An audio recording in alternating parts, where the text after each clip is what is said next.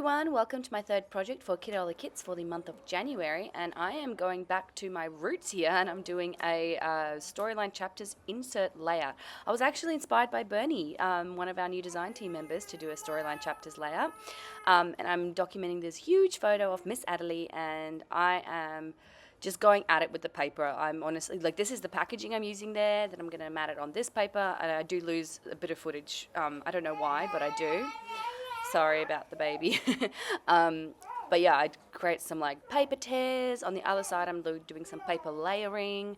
I am creating, largely using the stickers because I really don't want to create too much dimension. So the chipboard is not making an appearance in this particular layout, unfortunately. On the opposite side, because I just had this one big photo, the opposite side, I'm just going and I'm creating this little paper strip type of vibe. I love that teal, that deep teal paper that we've got, and I don't use it enough, so I think I've kept that one and I'm going to use it a little bit more. So originally I was going to use the one side of these little paper strips that I created, but then I flipped it over and I thought the other side looked so much better with the more darker colors. So this is the side I was going to use, and then when I'm done you'll see I actually just going to completely flip it and change it up, and I love how it looks. So once I'm done with that, I actually got a bit stuck once this was stuck down. I didn't know what to do next. And so what I did is I just threw everything at it. I have stickers. I've got nothing too dimensional, but I've got lots of sprinkly bits.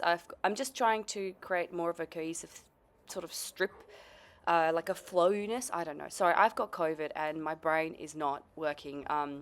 My voice is a little bit better right now because I've practiced it a bit, but yeah, no, it's not been a fun time.